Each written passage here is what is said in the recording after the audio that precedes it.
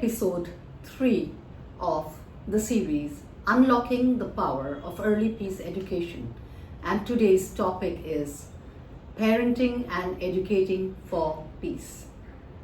When we talk about peace, there are a lot of things that have come into our minds. I have shared 2 videos earlier that are related to peace. What is peace? How peace can actually make our life better? How peace affects the quality of our life? And what is the neuroscience of a disturbed mind?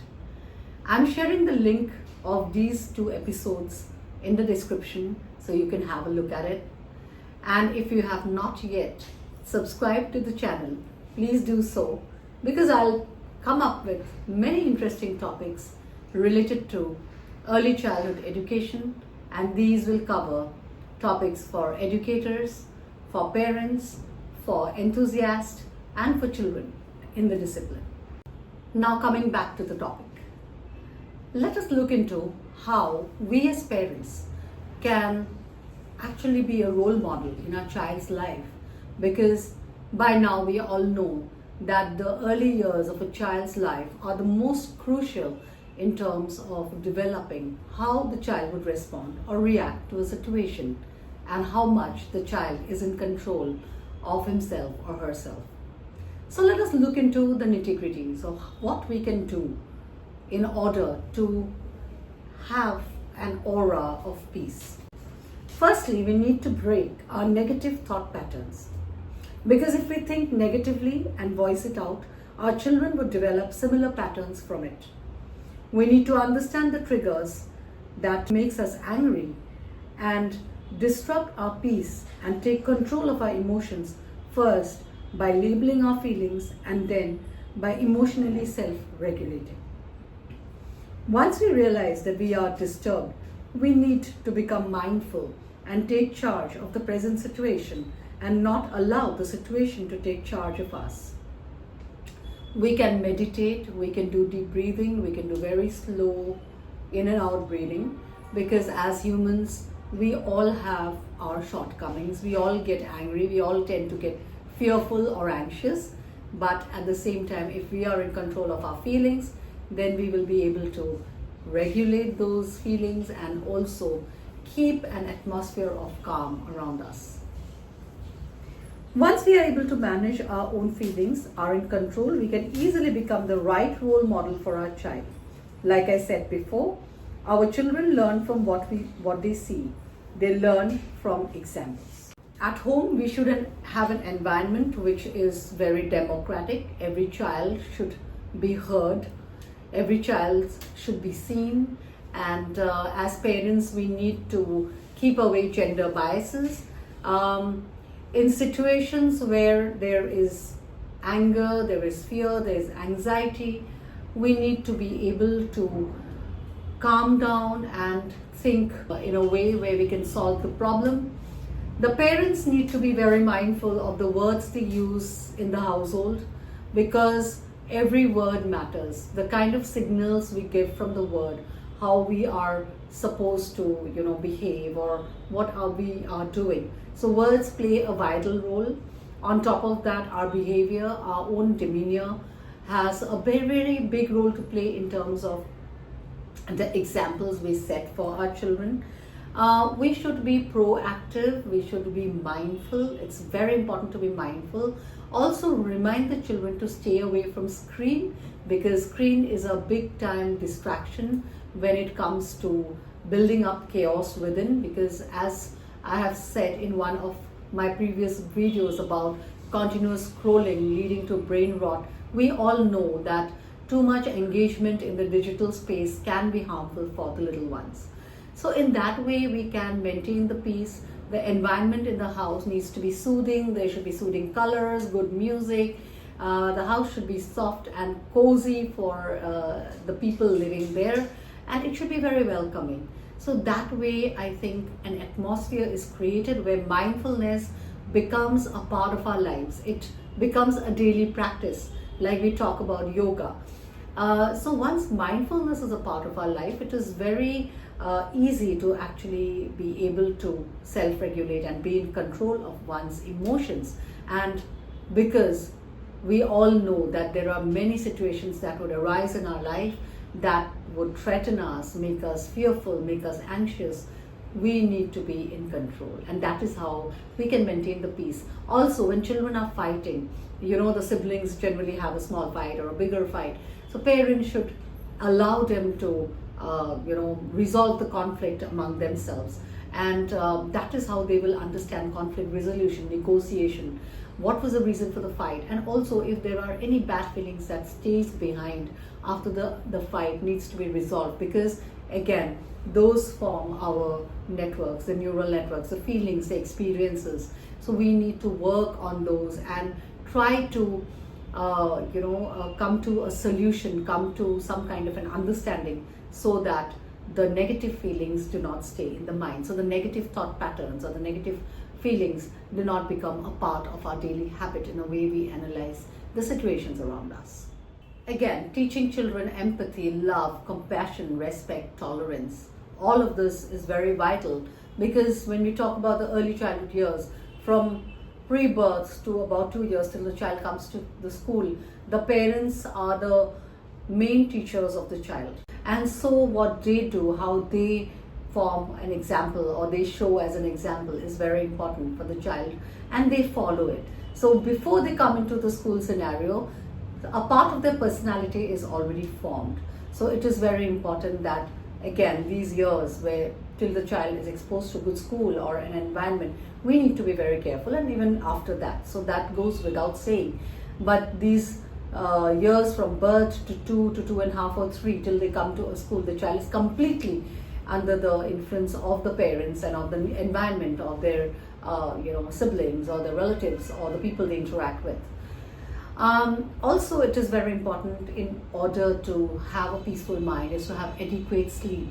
So we need to understand the importance of sleep in our life, because a mind that is disturbed, a mind that doesn't get adequate sleep and is not rested, tend to be agitated, tend to be fogged because of lack of sleep. So we need to very importantly keep this as one of the primary things. We tell about children, they grow well when they sleep. So sleep plays a very, very important part in a child's life and even in the lives of the adults. And coming to the last bit of how we can parent, in a way that our child becomes peaceful, is we need to teach them to label their emotions. Labeling the emotions is very important, and once you are unable to understand your emotions, you will be in charge, right? So if I'm angry, then I'll realize that I'm angry and I can be in charge. I would know how to dispel the anger, or kind of channel it in another direction, or do anything so forth. But it is very important that I first understand. So once we understand the problem, the solution is right in front of us. So in these ways, I feel that a parent can be a role model for a child. The house can be a temple of peace, and it can be a representation of a peaceful household that is very positive for the society, very positive for the environment. And this is what we want to give to our little ones.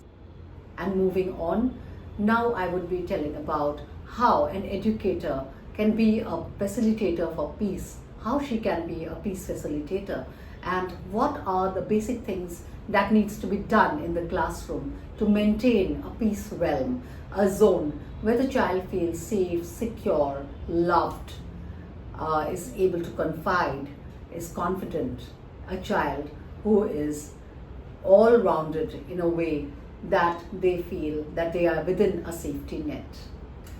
Peace educators should reflect on their own potential biases and reflect on the practices that cultivate inequalities in the classroom.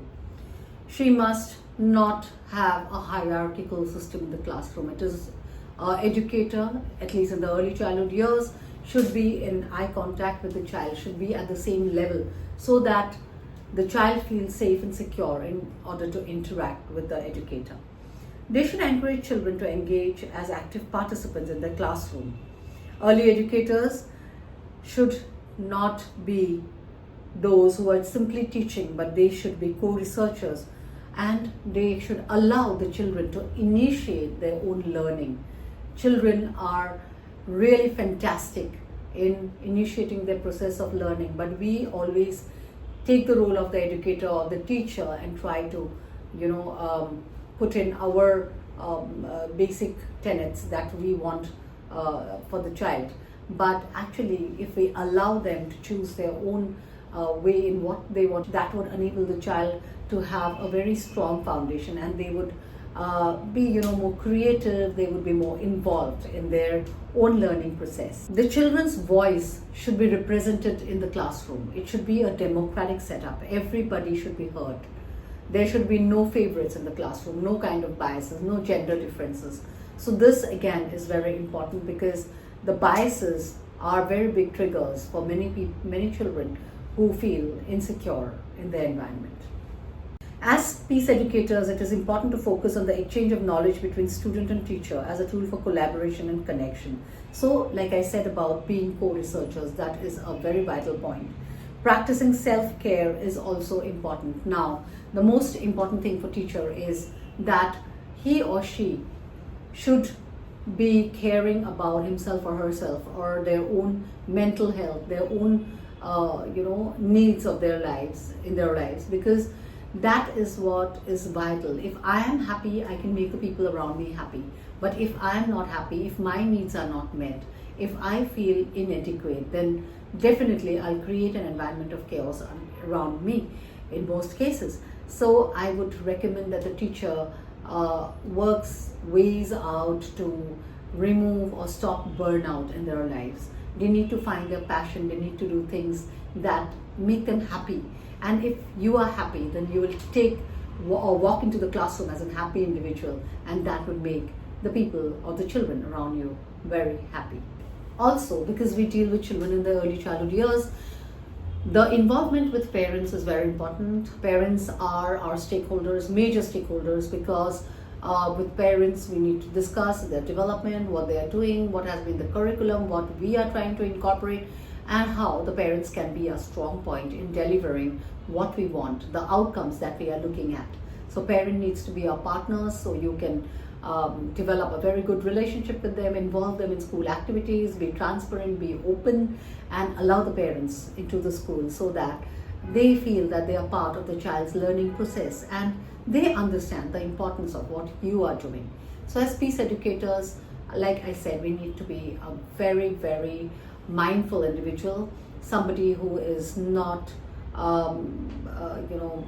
fearful and anxious, and even if you are, you don't show it to the children, because you are in control of your emotions and you are mindful, and you now know how the mind works when we are not at peace, and it is very, very easy to control if we are meditating, if we are mindful. So these kind of small things that actually matter, a bit of yoga, meditation, mindfulness, taking care of oneself, not really getting affected by the environment, understanding and labeling one's feelings, all of it would make a vast difference in the classroom. So this is how we can educate and parent as a role model, as a peace educator or a peaceful parent who is one of the role model for the child. So coming up next is going to be the last part of this series, the part 4, where I would be talking about how you can build up a peace setup. So I keep giving my courses on peaceful humans, peace pedagogy. I have been teaching them in various parts of India, and also I have delivered my papers in different parts of the world, and I have also presented there a bit of what we do in our peace classrooms.